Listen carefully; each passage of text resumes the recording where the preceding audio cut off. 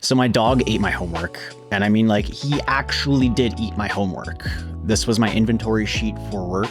I was supposed to be getting it done, but kind of hard to do that when it's in your dog's stomach. I've got some old Wyze cameras, but they're old.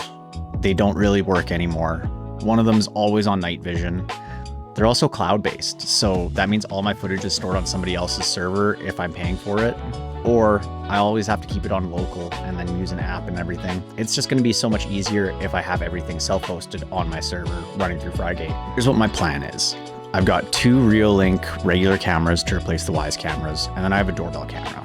That's gonna be an install, and we're gonna need to figure out the 24 volts from the thermostat upgrade that we just kind of covered up and left for later. I guess now's later.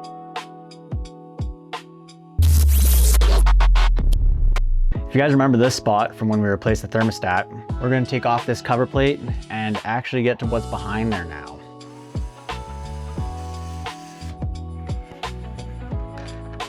It's just as bad as I remember it. If we remember from the thermostat video, all these wires actually come from downstairs off our electrical panel. Our goal right now is to figure out what has power and where that goes, because we have to figure out just behind over here, which 2 have power over there. So let's find out where we have power first.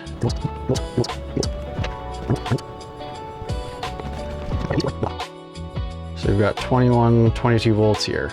So we might need to change our transformer depending on what that's putting out, but let's go over to the door and see how that's going. Before we actually jump over to the door, there's one thing we gotta take care of, and that's that transformer issue we just found. In that last clip, I said that we might need to replace that transformer. It turns out that we actually did. It was only pulling 21 volts and we needed at least 24.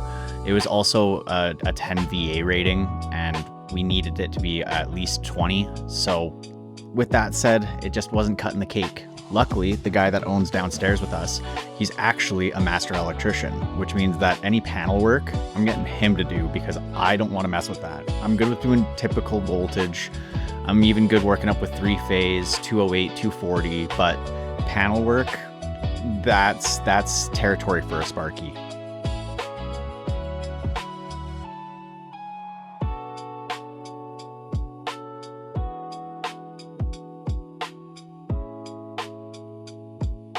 We're beside the front door inside the house. Luckily, we decided that we wanted to install some pot lights in our living room at the beginning of the year.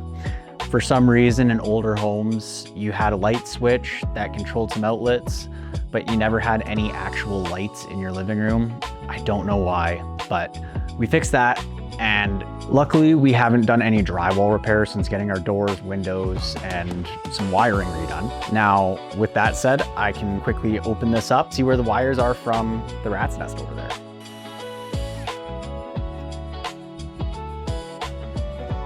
Here's the wire I pulled when the door was getting replaced. That way, it was all pre-done because it's a lot easier when the door is gone. Oh, there they are. And I don't know if you guys can see it or not, but here is my wires that come from the doorbell. Okay, we've got our 24 volts from the rat's nest exposed. So we're gonna cut these nicely, strip them back. I have no power here. What I'm gonna do is connect these 2 so that way the loop is complete, go back to the rat's nest, and I can use continuity and check to see if I have continuity between this point and that point to ensure that there's no broken lines. Taking a look at these, we know that these 2 have power, so we're just gonna mark these as power. And then we're gonna do continuity for the 2 going over to the doorbell. So that's these 2 going over to the doorbell. We're quickly going to go undo the 2 wires that are tied together over there. Check it again just to confirm. Okay, we're good. Now we can use some wire nuts and connect these 2 together. The next step that we have to do is connect the wire that we pulled when the door was getting replaced to the existing wire that's already ran for the transformer. As I suggested in the thermostat video, I've got loads of extra wire here. That was done so that I could work on it anywhere. If I needed to pull some everywhere, I didn't know exactly where these were because I didn't look for them too hard. I just knew they were in this wall somewhere. So that made it a lot easier for me. Just gonna strip this back. Now that we have power confirmed from the rat's nest to over at this point, what we can do is connect these two up. Now, we could use wire nuts, but because we're gonna be drywalling over this, a more permanent solution would be nice. So we're gonna just use some butt connectors and crimp them on.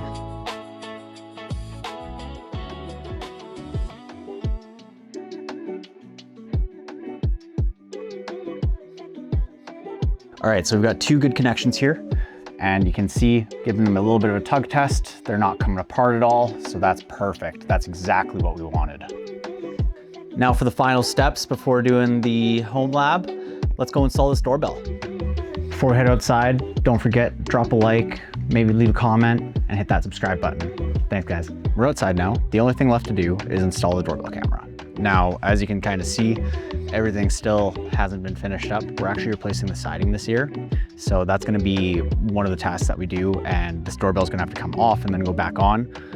Again, one of the reasons that I like to leave extra wire is for that exact reason. So we're gonna take advantage of that, and we're gonna stuff as much back into the wall as we can and install this thing. First, let's see if we have our 24 volts down at the bottom here.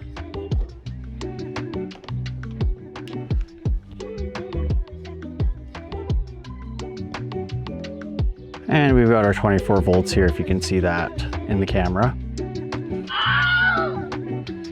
Install our plate right here. Now let's install our jumpers for our doorbell. Now, because we're going to be redoing everything, I'm going to be using wire nuts for this. I'm not actually going to be using my butt connectors because this isn't going to be permanent, and we are going to be removing it and putting it back on. Oh, and there we go. You can hear it's got power. Welcome to Reolink. Please install Reolink app and scan the QR code on the camera. Connection to the router succeeded. Welcome to Reolink. Gonna do some updates. While it's doing that, let's just push everything back in. There we go, new doorbell's all installed. These Wyze cameras aren't motorized, so we had to pick the best spot in our living room to try to get the most area looked at. Now with these Reolink cameras, because they're motorized, I can actually move this to where I want to, and we can articulate it to the best spot for us after the fact. So let's remove this guy and set the Reolink up.